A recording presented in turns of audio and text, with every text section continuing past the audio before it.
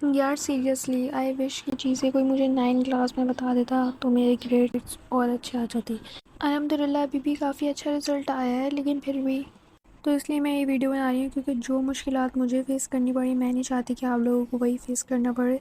तो इसलिए आप लोग वीडियो एंड तक देखिए। फर्स्ट पॉइंट है सबसे ज़्यादा ज़रूरी और इम्पॉर्टेंट चीज़ है टाइम टेबल। टाइम टेबल तो इतना कोई मस्ट है कि आपने टाइम टेबल बनाना है। अगर आप टाइम टेबल नहीं बनाओगे तो सोचो ज़रा क्या होगा। आप लोग ऐसे ही मुँह उठा के बैठ जाओगे पढ़ाई करने के लिए, आपको पता ही नहीं होगा कि मैंने पढ़ना है क्या है। रोज़ाना का शेड्यूल बनाओ अपना कि भाई मुझे इस दिन ये सब्जेक्ट करना है, और जब वो हो जाए उसके ऊपर टिक लगाओ। एक नोटबुक ले लो अपने साथ, उसके ऊपर लिखते रहो कि आज के दिन मुझे क्या करना है। जब आपका दिन शेड्यूल होगा ना तो आप इधर उधर की डिस्ट्रैक्शंस में जाओगे ही नहीं। और अपने आप को ना मोटिवेट करो कि भाई मुझे इस टाइम टेबल को कुछ भी हो जाए, कुछ भी हो जाए, मुझे इस टाइम टेबल को फॉलो करना है, हर हाल में करना है।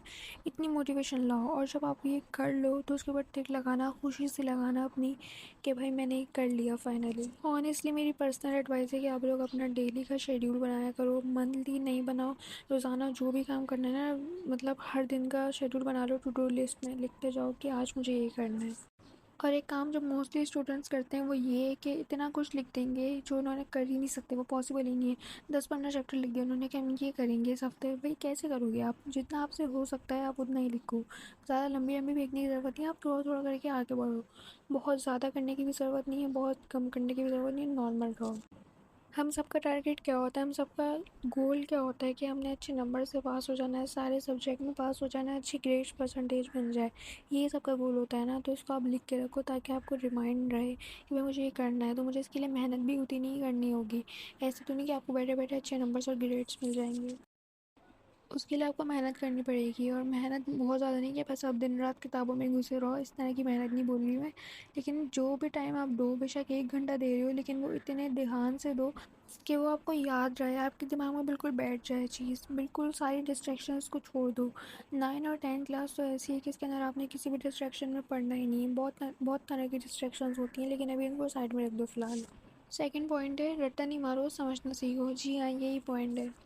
देखो मैं मानती हूँ कि कुछ सब्जेक्ट ऐसे हैं जिनमें आपको रट्टा ही मारना है, लेकिन अगर आप उनको थोड़ा सा भी समझ के पढ़ोगे ना, जैसे टीचर क्लास में समझा रही हैं तब आप ध्यान से सुन लो, या फिर आप ऑनलाइन लेक्चर्स वगैरह ले लो, तो आपको समझ में आ जाएगा। कभी कहीं बोर्ड में ऐसा सवाल आ जाए जो कि आपको बिल्कुल नहीं आता, लेकिन आपने थोड़ा सा भी समझा हुआ होगा तो आप उसको अपनी वर्डिंग में लिख सकोगे, आपको इतनी परेशानी नहीं होगी। अब हम दूसरी तरफ देख लेते हैं कि अगर आप रट्टा मार के चले गए, चलिए ठीक है, लेकिन अगर सवाल अलग आ गया, या फिर उन्होंने वही सवाल दिया लेकिन घुमा के रख के दिया, अब आपने तो रट्टा मारा हुआ है ना, आपने समझा तो भी है। अब आपको क्या पता लगेगा, आपको रेफरेंस ही नहीं पता लगेगा, फिर आप गलत सलत करके आ जाओगे। फिर क्या होगा कि आप घर पे आके रो रहे होंगे, आपको टेंशन होगी कि मेरा पेपर तो इतना बुरा हुआ है। तो इसलिए मैं कह रही हूँ कि आपने कुछ भी समझा हुआ होगा ना, कुछ भी समझा हुआ होगा, समझा हुआ याद रहता है, तो उसको अपनी वेटिंग में लेकर आ सकते हो। लेकिन जो आपने रट्टा मारा हुआ होगा नहीं होगा ना, आपको याद नहीं रहेगा फिर वो। तो इसलिए मैं कह रही हूँ कि आप लोग अपना कॉन्सेप्ट क्लियर करें, कहीं पे भी ज़रा सा भी अटके। आप लोग अब तो इतनी ज़्यादा आसानियाँ हैं, आप यूट्यूब पर सर्च कर लें, आप अपनी क्लास टीचर से पूछ सकते हैं। अगर आप ट्यूशन चाहते हैं तो वहाँ से आप पूछ सकते हैं। तो अपने कॉन्सेप्ट बिल्कुल क्लियर रखें।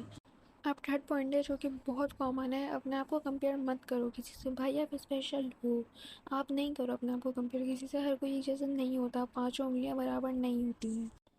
सबके पास ना अपनी अपनी सलाहियत होती है, कोई बहुत अच्छा होता है, कोई नहीं होता है।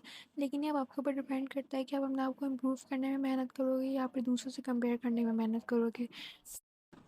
मैं एक एग्जांपल देना चाहूँगी, जैसे होता है ना कि क्लास टेस्ट हुआ है, तो अब उसके अंदर आपके किसी दोस्त के आपसे ज़्यादा नंबर आए और आपके उससे कम नंबर आए, तो आप उसको अपने आप से कंपेयर करोगे। लेकिन ऐसा नहीं करना चाहिए, क्योंकि देखिए आपके कम नंबर किसी वजह से आए, आपको अपने ऊपर और मेहनत करनी चाहिए और प्रैक्टिस करनी चाहिए। हो सकता है आप उस सब्जेक्ट में वीक हो, वो कॉन्सेप्ट आपका क्लियर ही ना हो, तो इसलिए आपको ये पता लगेगा भाई मेरा कॉन्सेप्ट क्लियर नहीं है, मुझे इसको और समझने की ज़रूरत है। ये नहीं कि आप इसका कंपैरिजन करोगे भाई इसके आगे मेरे नहीं आए, क्यों नहीं आए, किस लिए नहीं आए। इसकी जगह आप अपना सीखने पे टाइम दो, ना कि कंपैरिजन पे। और लास्ट पॉइंट आता है हमारा सबसे ज़्यादा इम्पॉर्टेंट पॉइंट जो है, वो ये आता है कि भाई बोर्ड एग्ज़ाम्स। अब सबको क्लास 9 में आ गए हैं तो बोर्ड एग्ज़ाम्स के बारे में तो बहुत ज़्यादा टेंशन होगी कि भाई हमारे बोर्ड एग्ज़ाम में क्या होगा, हमारी चीटिंग होगी कि नहीं होगी। इतने ज़्यादा सवालात आते हैं कि बस बहुत सवाल होते हैं। ज़ाहिर सी बात है फर्स्ट टाइम एक्सपीरियंस होता है तो सबको डर ही लग रहा होता है कि पता नहीं क्या होगा क्या नहीं होगा। तो उसके ऊपर मैंने एक डिटेल वीडियो बनाई हुई already, class 9 board exam experience के बारे में, तो वो वीडियो आप लोग ज़रूर देखना। वो वीडियो स्पेशली मैंने 9th क्लास के स्टूडेंट्स के लिए बनाई है, क्योंकि उसमें मैंने बहुत सारी टिप्स एंड ट्रिक्स आप लोगों के साथ शेयर करी हैं कि अगर आप उनको यूज़ कर लो ना, तो मतलब सीरियसली यार बहुत अच्छे नंबर्स आएंगे आप लोगों के। ऑनेस्टली मेरा पर्सनल एक्सपीरियंस है, मैं कोई ऐसे नहीं बोल रही, लेकिन आपके बोर्ड एग्ज़ाम से रिलेटेड जो भी सवाल है आपके जहन में, और सबके जवाब तकरीबन उस वीडियो में मैंने दिए हुए। फिर भी अगर आपको कोई मसला हो तो आप मुझे कमेंट बॉक्स में पूछ सकते हैं, मैं सबके कमेंट्स रीड करती हूँ, रिप्लाई करती हूँ, तो आपको भी ज़रूर गाइड कर दूँगी। कोई ऐसा मसला नहीं है, आप मुझे ईज़िली कमेंट कर देना। तो ये थी जी आज की वीडियो, उम्मीद है कि आप लोगों को बहुत पसंद आई होगी। बस मुझे दुआ में याद रखिएगा। वीडियो अच्छी लगी तो चैनल को लाइक, सब्सक्राइब एंड शेयर ज़रूर कर दिएगा, क्योंकि इस तरह की वीडियोस में और लाती रहूँगी। फिर मिलते हैं इंशाल्लाह नेक्स्ट वीडियो में, तब तक के लिए अल्लाह हाफ़िज़।